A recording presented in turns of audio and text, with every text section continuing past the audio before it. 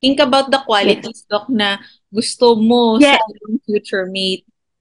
Eh, ang Oo. asawa mo ba ay masipag, matalino, mapagmahal, and syempre gwapo na kasama doon, di ba? Kung anong gusto mo. Tapos meron kaming fina-flash na parang these are the characteristic Hmm. ng of a very good marriage. Ibig sabihin, why marriages last. Aha. Number one, communication. Dapat good communicator yung magiging deal mate mo. Hey everyone, I'm Dr. Christine Albakyat, and this is Chat with Peds, where I interview experts in the field in order to empower you and give you the confidence to raise happy and healthy kids. My guest is a colleague and a very good friend. She is Dr. Maria Cristina or Christy Tierra. She is a board certified pediatrician of the Philippine Pediatric Society. And she is also a training consultant at Southern Isabela Medical Center, where we both work and where we both train residents. She is also the incoming vice president of Santiago City Medical Society of the Philippine Medical Association. And she is also an officer and assistant secretary of Philippine Pediatric Society Northeastern Luzon. And this talk is sponsored by the Philippine Pediatric Society Northeastern Luzon, and we are here to promote the project of PPS NEL, the project Teen Inspired. Dr. Christy is a wonderful resource for all the questions that I have on Gen Peds. And she is also a doting mother to two kids. So join me as Doc Christy and I talk about teenage pregnancy. Hi, Doc Christy. Welcome. Good afternoon, Tin. I'm so happy and I appreciate this opportunity to be able to talk to you in your show. Yes. So let's get started. Now, in a more serious note, how can parents guide and discuss with their teenagers yung, especially the topic of sex and making wise decisions regarding premarital sex? Ano po ba ang ma-recommend mo, Doc Christy? So yung sa Project Inspired, we dig right in, we talk about sex sa activity na yon. So kasi Mhm. by introducing to them what is sex, gusto na Mhm. malaman ang understanding nila. At minsan yung Aha. understanding din nila is yung sexual intercourse that they Aha. can understand. Pero hindi nila naiisip yung why do we have sex? I mean, why do you do sex? Okay? Pag nakita na nila na sex is not just for sexual intercourse, maraming causes, maraming ano yan, reasons behind it. Mhm. Like sa culture, yung kunyari, for power, for maraming mga reasons why people have sex. But na-appreciate nila yon na ito yung mga reasons. Ang tanong is, yung reason ba nilang pakikipag-sex if ever they have done sex is na-align ba dun sa tama? Okay, kasi dapat sabihin Okay. natin, mali yun, di ba? Because you just want to be popular. That's why you do sex, di ba? So parang tama ba yun? So, and then, ipapasok na namin yung marriage na concept. I mean, sex is allowed for married couples, okay? It is an expression of intimacy. Yeah.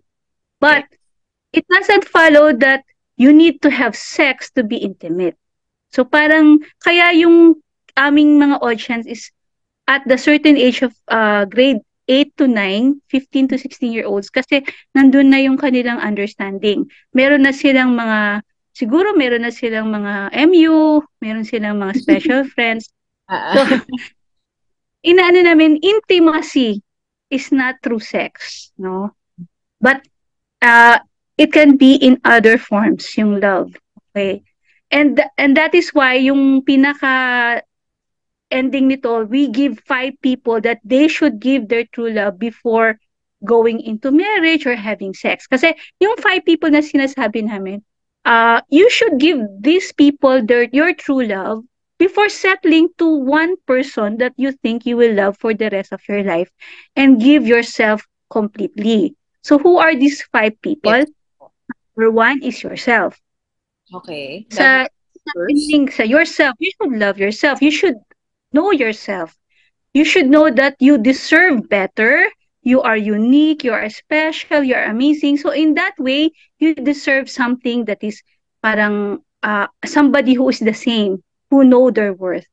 Kasi parang akala nila na parang I don't know myself and then I'll go into this relationship. So parang kaya nagkakaroon ng wrong decisions sa life nila because they don't know themselves. Pangalawa is their family and friends, true friends. So tinuturuan namin, how do you know if this is a true friend?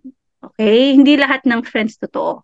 So we tell them that the parents are the best people that you should give your true love because why they will never put you at risk. Hindi ka nila ipapahamak.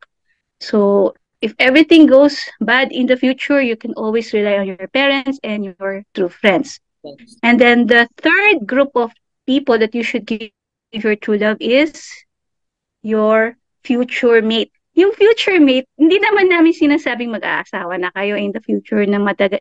10 years down the line pa yon. Pero if you think about your future mate and you think about and you pray about your future mate, di ba gusto mong ibigay yung sarili mo na pure and complete for your future mate? Kasi merong na-assign na si God for you. Meron ka ng mga characteristic standards na naiisip. Kung wala pa, mag-isip kayo, tapos isipin nyo, si God ang bahala na mag-provide ng future asawa ko. Pero at this moment, I'm not ready, but we will pray about it and you find your future mate in the future. Ganon. So And then the fourth, think about the yes, qualities, Doc, na gusto mo sa yes, iyong future mate. Ang oo. asawa mo ba ay masipag, matalino, mapagmahal, hindi, syempre gwapo na kasama doon, di ba? Kung anong gusto mo.